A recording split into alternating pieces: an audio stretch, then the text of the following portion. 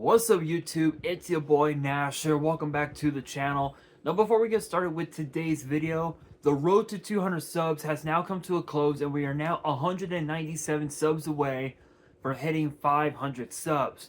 And if you guys are new to the channel, and I know that a lot of you guys are, because practically 100% of you guys are watching the content, but you guys are not even subscribed. So if you guys are watching the content, you like the content, and you want more of the content, but you guys have not subscribed as of yet, then make sure you guys do indeed subscribe to the channel, turn on the notification bell, smash that thumbs up button on this video, and as always, make sure you guys are following me on all of my social media.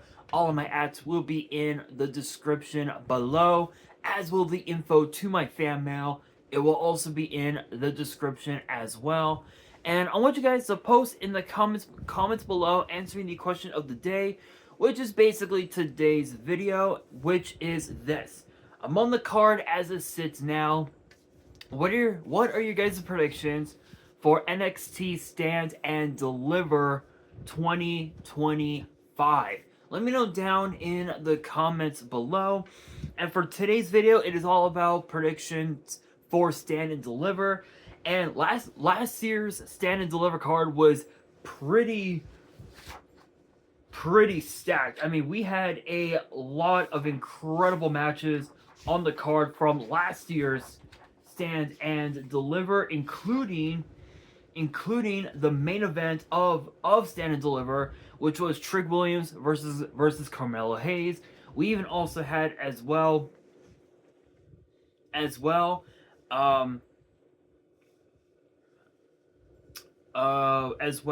Ilya Dragunov and Tony D'Angelo for the NXT title, which was an incredible match. Excuse me, as was the match between Lyra Valkyria and Roxanne Perez for the NXT Women's title. This year is going to be a very loaded Stand and Deliver PLE. So I am not going to waste any time. I am just going to get straight into it. Kicking things off, we have a match that was just announced last night on NXT.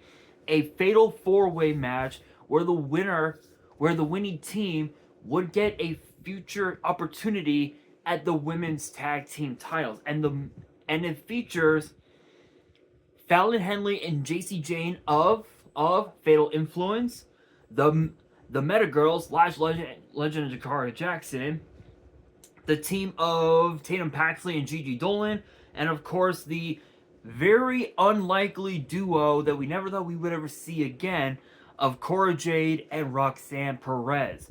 The interesting thing about this is that there were a lot of rumors that Roxanne Perez was scheduled to be a part of WrestleMania doing battle with Bayley, but unfortunately those plans changed very drastically in the craziest way possible, as now, well, Bayley and Lyra will be challenging for the women's tag team title. So this is actually kind of interesting because all 8 of these women wanted to be a part of the qualifying matches for the right to be a part of the ladder match for the women's North American title, which supposedly is going to be kicking off Stand and Deliver.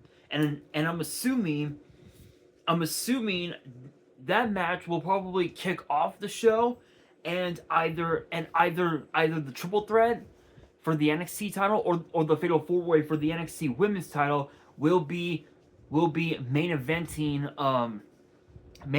the show, but who knows. This match, on the other hand, will be a part of the Countdown show, which I feel like in a way is like it's like okay, but at the same time, you've got you've got 1, 2, 3, 4, you got 5 women in this match that are all former tag team champions, and out of all of them, only one of them is a former NXT Women's Champion.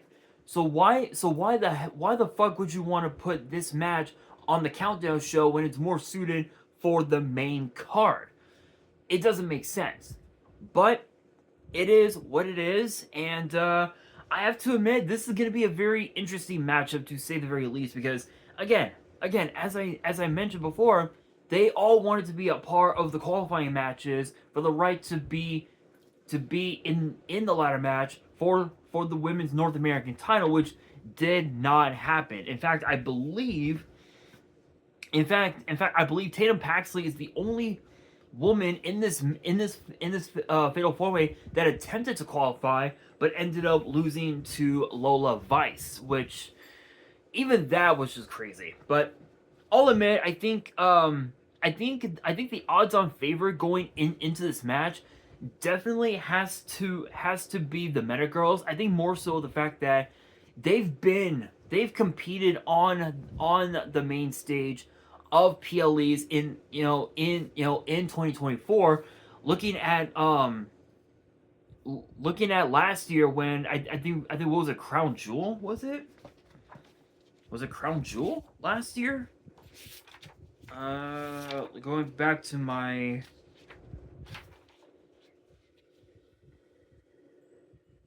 yeah, yeah. Looking back to this past November, I believe it was November. Yeah, yeah, I thought so. To November at Crown Jewel, where we saw Jade Cargill and Bianca Belair defend their tag team titles against against Damage Control, Metaphor, and of course the very strange team of Piper Niven and Chelsea Green. The Meta Girls had a hell of a showing at Crown Jewel that night in Riyadh, and this definitely gives them a massive advantage over the rest of the field. But at the same time, you also have to look at the fact that Roxanne and Cora Jade are the only tag team currently still on the current active roster that are former tag team champions together. Everyone else has never become tag team champions together. So you've got two odds-on favorites. You've got the Meta Girls and of course Roxanne and Cora Jade, but it comes down to who wants it more. And honestly, I think it has to be the Meta Girls. It has to be the Meta Girls. I think more so the fact that if they do end up winning, there's really no telling how much pressure will be put onto both the tag team champions and Bayley and Lyra going into WrestleMania, knowing full well that they're gonna have another team to contend with after WrestleMania. So, my honest opinion, I think it has to be the Meta Girls. I think if they lose, I think it would be a complete travesty in my opinion. But we do got to move on from that to a 6-man tag between Dark State and of course the D'Angelo family. Now, obviously we've talked about Dark State numerous times before already. It features Shaquan Sugars, Osiris Griffin, Dion Lennox, and of course Cutler James, who is part of the WWE LFG show that can be seen every Sunday on A&E and the next day on the A&E app. And it's weird because Dark State over the last couple months at best, they have ran roughshod throughout the entire NXT roster. No one is safe. No one has been saved from the wrath of Dark State. And it's weird because they kind of remind me of the Shield in a way, where they would run roughshod throughout the entire roster. They would win championships later on, only for someone to stab them in the back later on. It's possible that we could see that in Dark State, but obviously, yes, I am getting a little ahead of myself with that one, but just thinking realistically, it's a possibility. But going up against the D'Angelo family is going to be very interesting because we've seen over the last few weeks or so, we've seen Stacks show a bit of disdain, I guess, towards Tony D'Angelo, and it got fans thinking, what if Stacks is the leader of Dark State? I mean, to be fair, he is the underboss. So I mean, it's very possible, but at this point now, no one really knows if that really is the case, or if Stacks is like too, or if Stacks is getting too serious about this whole ordeal with Darkstate. And think about this. What was it, last week or 2 weeks? I think it was last week. Yeah, yeah. I think it was last week. I gotta look back. I'm pretty sure it was last week on NXT, where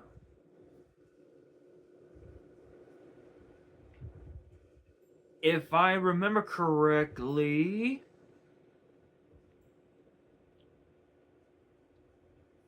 if I remember right, because I gotta look back. Yeah, I was right. I was right indeed. So if you look back on last week's episode of NXT, Trick Williams, Obafemi, and Javon Evans, the three men who will be in the triple threat for the NXT title, battled Dark State, and Dark State completely decimated the competition only because of the fact that both Trick Williams and Obafemi could not control their egos, and they couldn't control their own mental state, I guess, if you will. So they just went at each other, trying to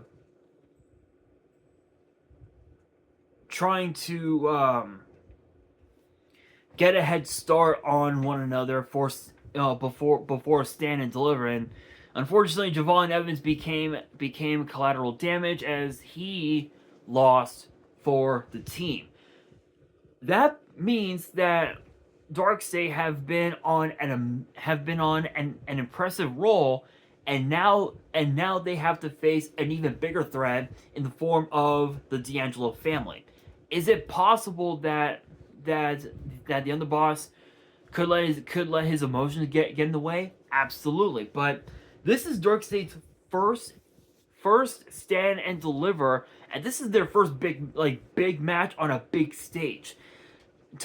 When it comes to big stages like Stand and Deliver, the D'Angelo family has thrived better than ever before, and they get so much better in the ring.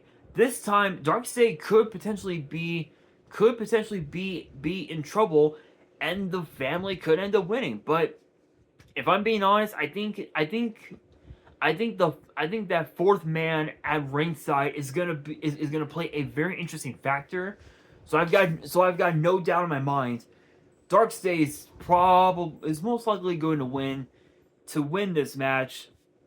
My prediction for it. Next up, we've got Ethan Page versus Ricky Saints for the North American title. Big congrats to Ricky Saints on becoming the new NXT North American champion by defeating Shawn Spears. Obviously, last night we had a fatal four-way to determine the number one contender for the North American title, which featured Eddie Thorpe, Wes Lee, the Heritage Cup champion Lexis King, and of course the aforementioned winner, All Ego Ethan Page. Again, Page picked up at an impressive victory, pinning Lexis King with Twisted Grin to become the number one contender. And it's weird because both these guys have a lot of history together. Especially from their time outside of WWE, and they've been in a lot of battles in the past, but this is the first time that they'll be facing each other in a WWE ring, in an NXT ring, nonetheless. And this is a big opportunity for Ethan Page to become a champion once again before he ends up moving over to the main roster. And as far as Ricky Saints goes, this is a big chance for him to prove why he deserves to be champion. And the weird thing is that this will be Ricky Saints' first title defense in his career. And we all know the first title defense always gets tricky, but usually the first title defense you usually end up winning. So I think honestly, Ricky Saints could become a big player if he wins against Ethan Page. But even if he loses, he's already a big star. I mean the guy has won championships pretty much just about everywhere he's been. Everywhere he's been, he's won championship gold. Ethan Page in the exact same boat, but it comes down to who wants it more. And honestly, it has to be Ricky Saints, given the fact that this is his first WrestleMania, not WrestleMania, no, his first stand and deliver. I have no doubt in my mind that Ricky Saints is going to truly shine like a diamond, no pun intended. So my money, Ricky Saints. Next up, we have the NXT Tag Team titles being defended as Fraxium, Axiom, and Nathan Fraser will be defending their tag titles against Hank and Tank.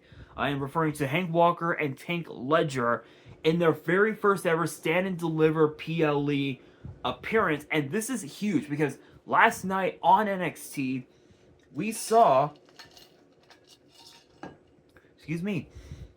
Hank and Tank go the distance and win the gauntlet match last night on NXT, defeating the team of Tyrese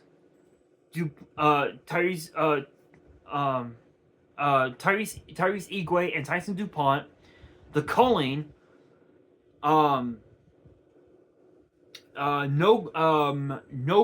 quarter catch crew, and of course the final team being the team of Josh Briggs and Yoshiki Inamura. They went the fucking distance, the same way that Bayley and Lyra Valkyria did. These guys went the complete distance, and now Fraxium is going to be in for a hell of a fight, but so is Hank and Tank. But given the fact that this is their first Stand and Deliver, Hank and Tank are going to have a very tall task ahead of them. Excuse me, if they want to become tag team champions. But I feel like, honestly, the pressure is just gonna, it's just gonna catch up to them. And I have no doubt in my mind that Fraxium is definitely gonna use that to their advantage and use it against Hank and Tank. So there's no shot that Hank and Tank win. I think Fraxium are going to retain their tag team titles. Speaking of titles, we now move into the Fatal 4-Way for the NXT Women's title between the champion Stephanie Vaquer, Jordan Grace, Jada Parker, and the return of Julia. In fact, there were a lot of rumors that Julia was suffering from an injury, but I don't know. I think it's just more so the fact that the fans wanted to see Stephanie Vaquer become champion more than Julia. But think about this. Both these women are fan favorites. These are two of the most incredibly gifted women that we have on the entire NXT roster. And then of course you got Jada Parker, who has had multiple opportunities at the NXT Women's title and the NXT Women's North American title, and she failed to win the title, but now it's a brand new year. The year is still relatively young, and I think 2025 is definitely going to be the year of Jada Parker, but Julia said it best, and and in a way I agree with her. When it comes to the NXT Women's title, there are no friends, you know, and she admitted that. She even also I think there was an interview that she did. I don't remember. I don't know what happened, but I think she said in an interview that she will always consider Stephanie Vaquero her friend, but when it comes to the NXT Women's title, it's all business, and Julia is all business. And you even saw, what was it, a couple weeks ago on NXT, she literally stared Stephanie Vaquero in the eyes and said, "I'm sorry," and gave her a headbutt, and just completely just decimated Stephanie Vaquero, raising the NXT Women's title over her head, proving that she wants that title back more than anything else. So you have a lot of combustible elements here, right? You've got Stephanie Vaquero, who has the power game. She's she's got the high flying abilities. You've got Jordan Grace, who brings the power game. You've got Julia, who is a technical wizard. She is a technical wizard. She can out wrestle you like it's nothing. And then Jada Parker, she just straight up brings the aggression. So you know damn well that all four of these women are gonna do whatever it takes to walk out of Vegas as the NXT Women's Champion. But who wanted more? At this stage right now, Stephanie Vaquero even said it best, that she wants to elevate the women's division to heights unimaginable, to heights that not even a woman like Charlotte Flair could have done, or someone like a Rhea Ripley could have done, you know. And in a way, not just her, but actually both her and Julia elevated the women's division like never before. And they did that. They did that not only at New Year's Evil, but even also at Vengeance Day. That's exactly what they did. But it comes down to who wants it more between one of these four. And it has to be Julia. She needs this more than anything else. Because imagine what happens if she were to lose. If she were to lose her rematch for the NXT Women's title, there's really no telling what will happen next, right? There's no telling how far she's gonna go to become the NXT Women's Champion. And honestly, I believe in Julia. I believe in her. I believe that she can overcome the odds and remain and regain the NXT Women's title. Think about this. I believe there was a fatal 4-way that she was a part of not that long ago. I know it wasn't Vengeance Day. Wait a minute. Yeah, it was. It was Vengeance Day. If you look back at Vengeance Day, right? There was a fatal 4-way that she competed in for the NXT Women's title. It was her as the champion defending the title against Bayley, Cora Jade, and Roxanne Perez. Julia pinned Roxanne Perez with the Northern Lights bomb to retain the NXT Women's title. That was one of the biggest matches of her career. If she's able to do that under Fatal 4-Way rules, then what's stopping her from pulling that same move, that same moment at Stand and Deliver? Julia is kind of she's undefeated when it comes to multi-woman matches. Look back at you look back at NXT Deadline last year, back in December. She won and became the women's Iron Survivor. In fact, Deadline, scored Julia scored 2 points, while everyone else scored only a single point. That proves how good Julia can really become when the odds are stacked against her. And it's pretty crazy, and it's very crazy. But I think if there's one person that can pull it off, I think it's gonna be Julia. I think we're gonna crown a new NXT Women's Champion, and I think her name is gonna be Julia. Next up, we've got the NXT Men's title, the NXT title between the champion Obafemi, Trick Williams, and Javon Evans. This is going to be a war.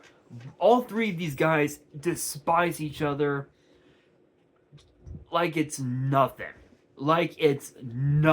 And all I can say is there's a lot to talk about in such a short amount of time. Think about this, right? Last year, Trick Williams became the NXT Women's Champion twice.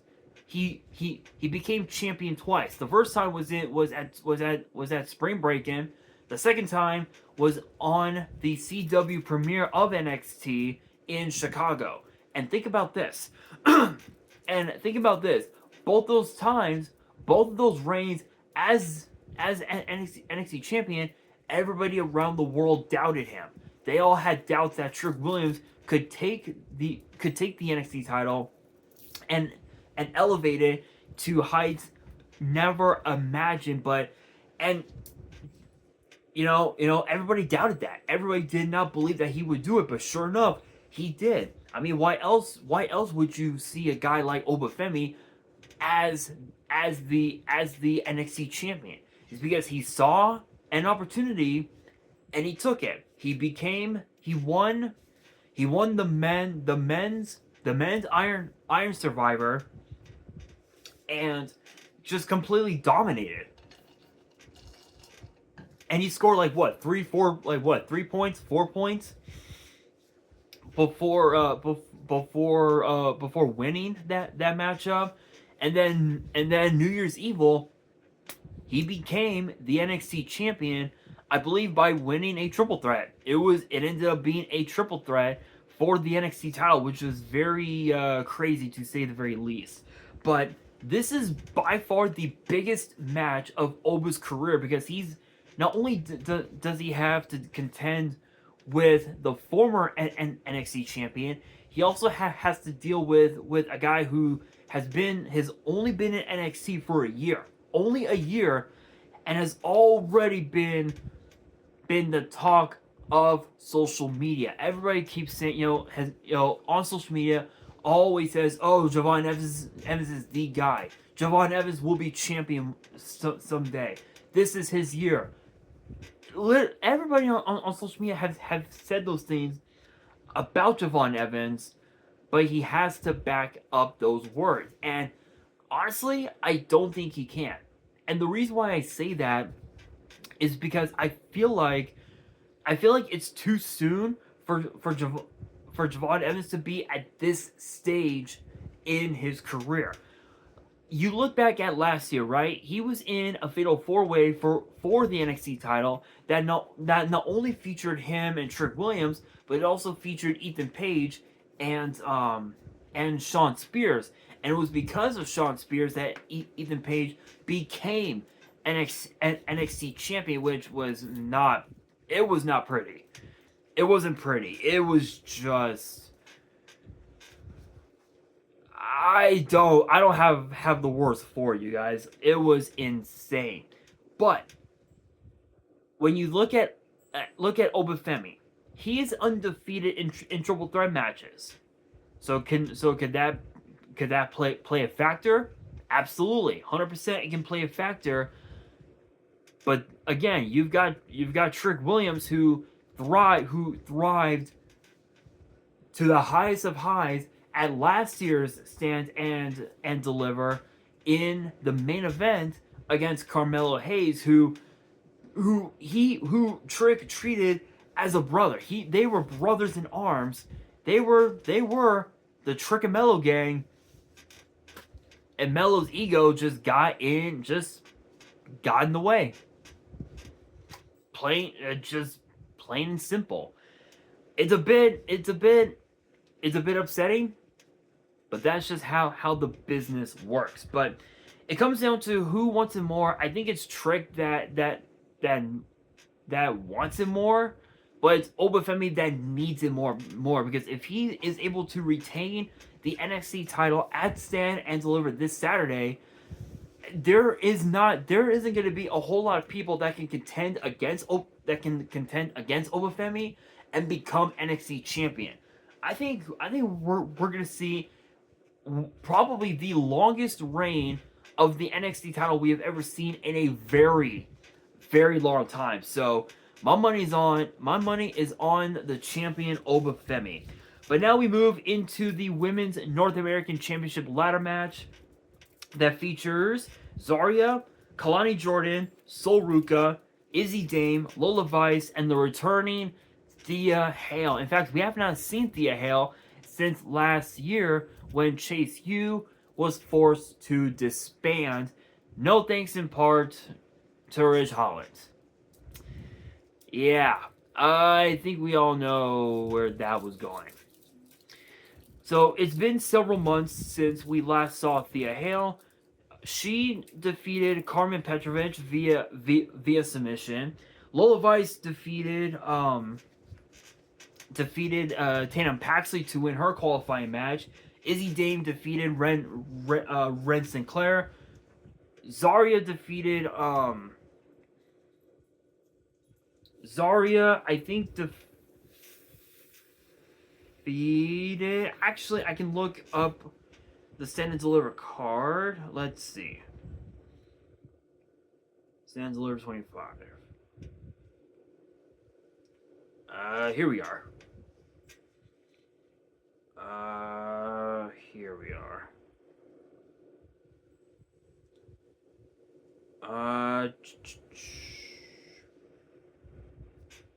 Here we are. Okay, so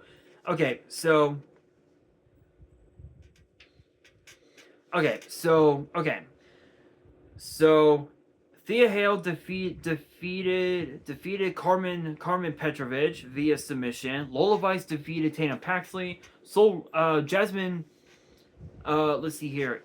Izzy Dame defeated Ren Sinclair. Sol Ruka defeated Jasmine Nix. Kalani Jordan defeated Roxanne Perez, and Zarya defeated Lash Legend to win. To qualify for the ladder match to become NXT Women's North American Champion. And the only reason why this is happening is because Stephanie Vaquer had her first title defense as a double champion. Both matches in the same night, she defied the odds. She defied the odds, won her matches, but wanted to put her focus on the NXT Women's title and decided to give up the Women's North American title.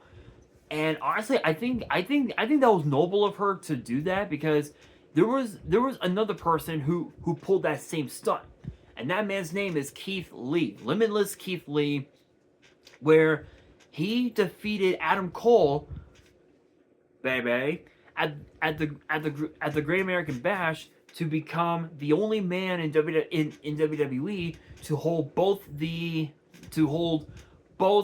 NXT North American title and the NXT title in the same run. Stephanie Vaquer, on the other hand, is the only woman to hold both the NXT Women's title and the NXT Women's North American title as well. So, interestingly enough, both of those superstars were both double champions. But interestingly enough, people seem to forget that Mandy Rose pulled that same stunt as well. Excuse me.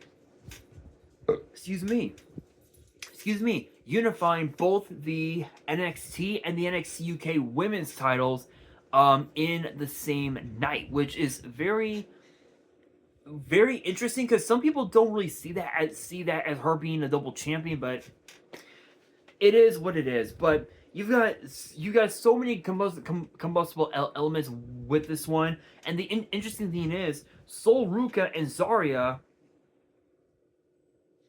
are the only ones that are in a team. They're the only team to be in this match. So this basically increases their odds to 33%. So as a team, they have about a 33% chance of one of them walking out as the NXT Women's North American Champion. And this is a ladder match, so you know damn well that they're going to do whatever the hell it takes to walk out as champion. But it comes down to who wants it more and who needs to take that next step. And as crazy as it sounds, it has to be Thea Hale. Given the fact that we had not seen her in months, with everything that she had to deal with, right? With the disbandment of Chase U, with Andre Chase just literally just crashing out like it's nothing. Thea Hale is now on her own. She's on her own. She has no one to rely on. It's all about her. And if she can walk out of Stand and Deliver as the women's North American champion, she is going to be probably one of the youngest. She'll become one of the youngest champions in NXT history, which is history made. But I have no doubt in my mind that Thea Hale is definitely going to be a champion. But will it be this Saturday? Well, we will have to find out. But I think if I had to pick two that I would want to see as champion, I would have to say Kalani Jordan and possibly Thea Hale. I think it has to be one of those two, but we will have to wait and see, because Stand and Deliver this Saturday is going to be a hell of a card, and it will kick off WrestleMania weekend. It's going to be nuts, you guys. But with that being said, that will do it for today's video. Hopefully you guys enjoyed. If you did, make sure you guys smash that thumbs up button. If you guys are new to the channel and you guys want more premium live event predictions and results in the future, then make sure you guys subscribe to the channel, turn on the notification bell. And as always, make sure you guys are following me on all of my social media. All of my ads will be in the description below, as will the info to my fan mail. It will also be in the description as well. And on that, this is your boy Nash, signing out.